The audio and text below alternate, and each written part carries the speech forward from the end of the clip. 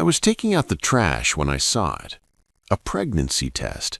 2 pink lines. Positive. My wife, Amanda, was in the shower, humming some song I didn't recognize. We hadn't had sex in 6 months. Not 6 weeks. Not 6 days. 6 months. I stood there in our kitchen, holding a trash bag in one hand and that test in the other, and my brain just stopped. Then it started calculating. If she's pregnant and we haven't touched each other since March, that means...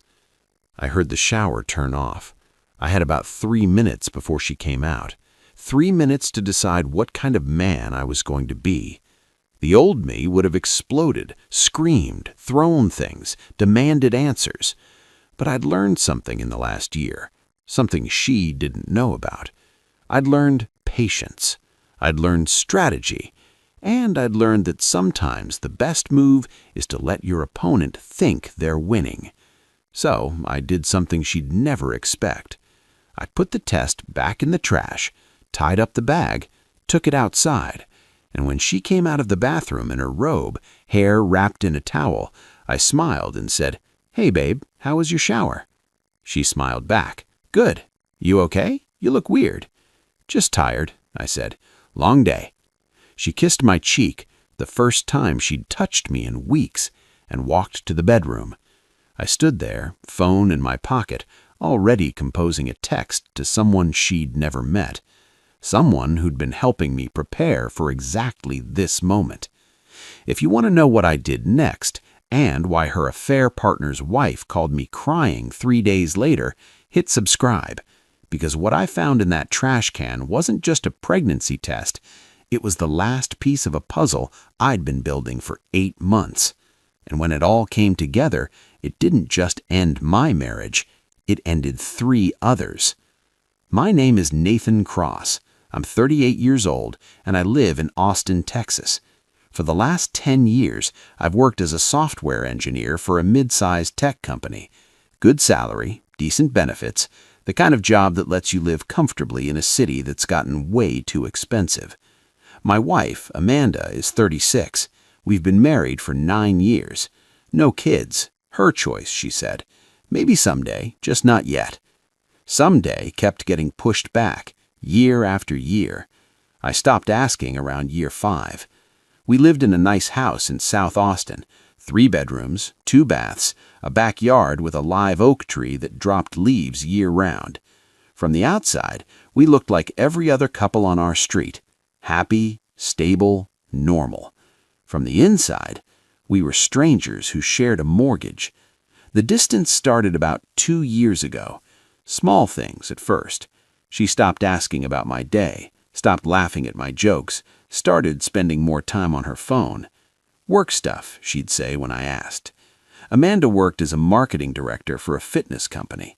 Long hours, lots of travel, team-building events that always seemed to happen on weekends. I trusted her. Why wouldn't I? We were married. We'd built a life together. But trust is a funny thing. It's invisible until it breaks, and then you realize it was the only thing holding everything up. 6 months ago, our bedroom died. Not slowly, suddenly. One night in March, I reached for her. She pulled away. "I'm tired," she said. "Okay, fair enough." A week later, I tried again. Same response. A month later, I stopped trying. She didn't notice, or if she did, she didn't care. We became roommates, polite, distant, occupying the same space but living separate lives. I told myself it was a phase, stress from work, hormones, something fixable. I didn't realize I was making excuses for someone who'd already checked out. The first real crack appeared in July. I came home early from work. Rare, but our sprint finished ahead of schedule. Amanda's car was in the driveway. I walked in expecting to surprise her. Instead, I heard her voice from the bedroom, laughing, the kind of laugh I hadn't heard in years. I stopped in the hallway. She was on the phone. The door was half closed. I know, she said, voice low and warm. I miss you too. Pause. He's at work. He won't be home for hours. My stomach dropped. I wish you were here right now, she continued. I hate waiting. I stood there, frozen, listening to my wife talk to someone else the way she used to talk to me. Then I heard it, the thing that made my blood go cold. I love you too. I backed away slowly, quietly, grabbed my keys and left. Drove around for 2 hours before coming back. When I walked in, she was on the couch, watching TV like nothing had happened. Hey babe, she said, you're home early. Yeah, I said, finished up. She smiled, went back to her show. I went to the bedroom and sat on the edge of the bed, hands shaking. That's when I made a decision. I wasn't going to confront her, not yet. I was going to find out everything first. I'm a software engineer. I know systems. I know data. I know how to find patterns in noise. So I started looking. First, I checked our phone bill. Online account, easy access. Amanda had been texting one number more than any other. Hundreds of messages, calls that lasted hours. I ran the number through a reverse lookup. It came back to a name, Ryan Mitchell. I didn't recognize it. I dug deeper. LinkedIn, Facebook, Instagram. Ryan Mitchell, 34 years old, personal trainer at the same fitness company where Amanda worked. Married, 2 kids. His wife's name was Stephanie. I stared at his profile picture. Him and his family at the beach, big smiles, picture perfect. And I thought, does she know? I didn't stop there. I installed a GPS tracker on Amanda's car, small, magnetic, stuck under the rear bumper, $40 on Amazon. I set up alerts on our credit cards. Every charge, I'd get a notification. I started paying attention to her patterns, when she left, when she came home, what she said versus what she did. I became a detective in my own marriage, and the more I looked, the worse it got. Amanda started working late 3 nights a week. The GPS showed her car at the same address every time, an apartment complex in North Austin. I drove by one night, saw her car in the parking lot, saw Ryan's truck parked next to it. I sat there for an hour, watching the lights in a second-floor window. Then I left. I didn't knock on the door, didn't make a scene. I just collected data. Because I'd learned something important. Emotion loses, evidence wins. In August, Amanda went on a work trip to Dallas. The company was hosting a regional conference. 3 days, all expenses paid. She kissed me goodbye at the door. I'll miss you, she said. I smiled. Miss you too. The second her car pulled out of the driveway, I checked the GPS. She wasn't going to Dallas. She was going to Fredericksburg, a small town an hour west, known for wineries and bed and breakfasts. I checked our credit card. A charge appeared. Hill Country Inn, 2 nights, $450. I pulled up their website. Romantic getaway packages, couples massages, private hot tubs. I sat there staring at the screen, and something inside me just turned off. Not rage, not sadness, just cold, clear focus. I didn't confront her when she got back. I asked how the conference was. Exhausting, she said, but productive. Learn anything new? Just the usual marketing trends, social media strategies. She was a good liar, I'll give her that, but I was a better detective. September came, then October. I kept watching, kept collecting. Hotel receipts, text message logs, GPS data showing her at her apartment twice a week. I built a timeline, a spreadsheet, dates, locations, expenses. I even hired a private investigator, paid in cash, nothing traceable. He got photos, Amanda and Ryan at a restaurant, holding hands, kissing in a parking lot. I looked at those photos and felt nothing. The man I used to be would have been destroyed. The man I'd become just filed them away. Because I wasn't building a case to win her back, I was building a case to walk away clean. Then came the pregnancy test. October 15th, a Tuesday. I was taking out the trash, my weekly chore, one of the few we still divided. I pulled the bag out of the kitchen can and felt something hard inside. I looked. Pregnancy test. 2 pink lines. Positive. I stood there, bag in hand, and did the math. We hadn't had sex since March, 7 months. If she was pregnant, it wasn't mine. My first instinct was to storm into the bathroom and confront her, but then I stopped because I realized she doesn't know I know. She thinks I'm clueless, the oblivious husband who works long hours and doesn't ask questions. If I confront her now, she'll have time to prepare, to spin a story, to call a lawyer. But if I stay quiet, if I let her think she's safe, I can control the narrative. I put the test back in the trash, tied up the bag, took it outside. When Amanda came out of the shower, I was sitting on the couch, scrolling through my phone like nothing had happened. "Hey, babe," I said. "How was your shower?" She smiled. "Good. You okay? You look weird." "Just tired. Long day." She kissed my cheek, first time in weeks, and went to the bedroom. I waited until she was asleep. Then I went to my car, pulled out my laptop, and sent 3 emails. 1 to my lawyer, 1 to my private investigator, and 1 to Stephanie Mitchell, Ryan's wife. The email to Stephanie was simple. Subject: "We need to talk. Mrs. Mitchell, you don't know me, but I believe our spouses are having an affair. I have evidence. If you're willing to meet, I'd like to share it with you. I'm not looking for drama. I'm looking for the truth. If you're interested, please respond. Nathan." I hit send and closed the laptop. Then I went inside and climbed into bed next to my wife. She was asleep, one hand resting on her stomach. I stared at the ceiling and waited. Stephanie responded the next morning. "I've suspected for months. When can we meet?" We met at a coffee shop in Round Rock, neutral territory, public but quiet. Stephanie was 33, blonde, looked exhausted, the kind of tired that comes from not sleeping, not from working. She sat down across from me, hands wrapped around a coffee cup she wasn't drinking. "How long have you known?" she asked. "Since July. You?" "I started noticing things in May.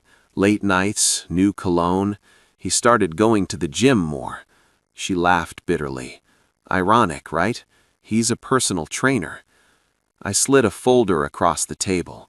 "This is everything I have. Dates, locations, photos." She opened it, flipped through slowly. Her hands started shaking. "There's more," I said quietly. "My wife is pregnant." Stephanie's head snapped up. "What?" "I don't know if it's his, but the timing matches." She closed the folder, set it down carefully. "What do you want to do?"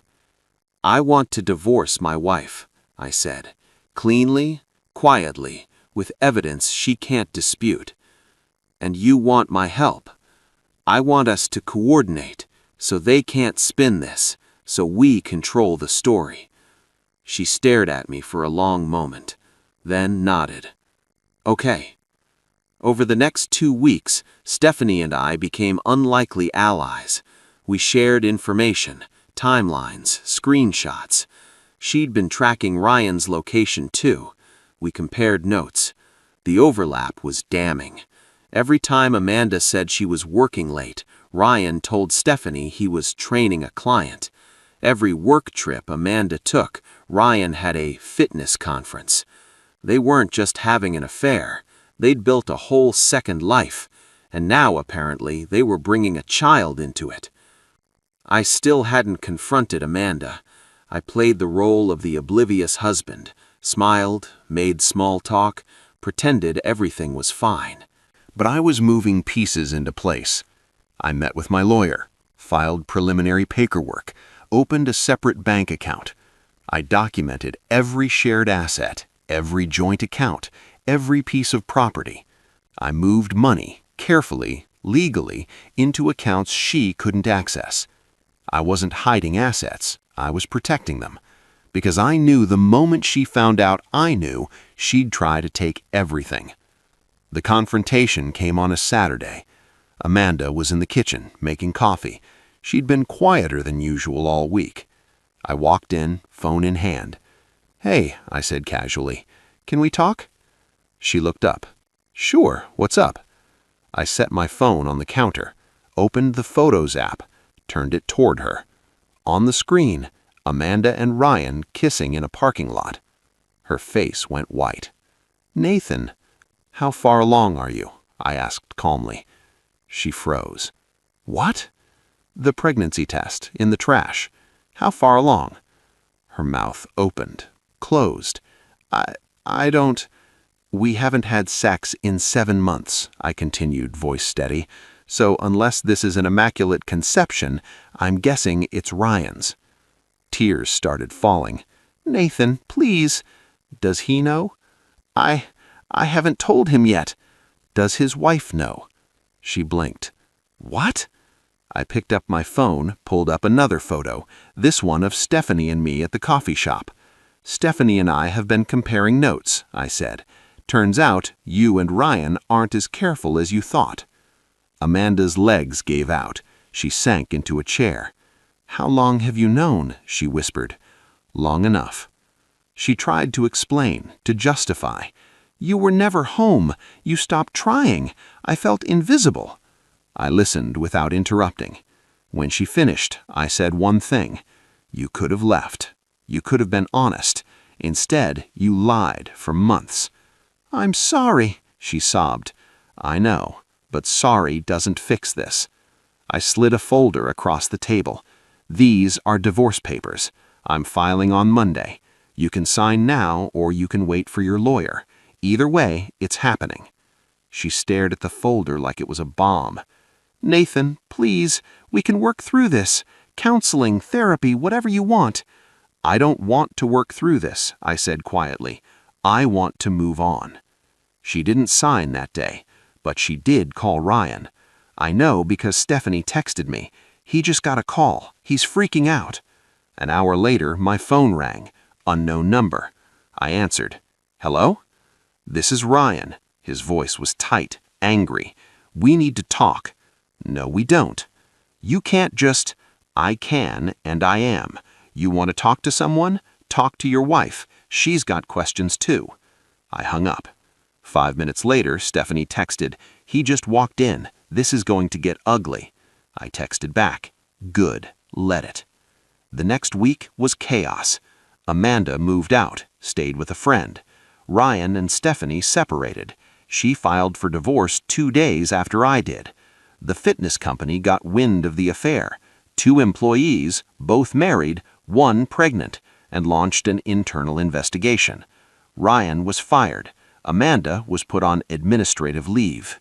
The dominoes fell exactly as I'd planned. But here's the part that surprised me. 3 days after Amanda moved out, I got a call from another number I didn't recognize. "Is this Nathan Cross?" "Yes." "This is Jennifer Patel. I think my husband is involved with your wife." My stomach dropped. "What?" "I found texts between him and someone named Amanda. They've been talking for months. I didn't know she was married until I saw your name in the messages." I sat down. "Who's your husband?" "Vikram Patel. He works at the same company. He's a graphic designer." I closed my eyes. "How long?" "I don't know. The texts go back to June." June. 2 months before I found out about Ryan. "There's more," Jennifer continued. I think there might be others." Over the next week, I learned the truth. Amanda hadn't just been having an affair with Ryan. She'd been having affairs with 3 different men. Ryan, Vikram, and a guy named Carlos from her gym. All of them married, all of them thinking they were the only one. The pregnancy could have been any of theirs. When I confronted Amanda with this, she broke down completely. "I don't know what's wrong with me," she sobbed. I felt empty, And they made me feel wanted. So you destroyed 4 marriages to feel wanted? She had no answer. The divorce was finalized in December. I kept the house, she kept her car and her debts. No alimony. Texas doesn't award it in cases of adultery. She moved to Houston, started over. I heard through mutual friends that she lost the baby, miscarriage at 12 weeks. I felt nothing. Not relief, not sadness, just nothing. Ryan and Stephanie's divorce was messier. Kids involved, custody battles.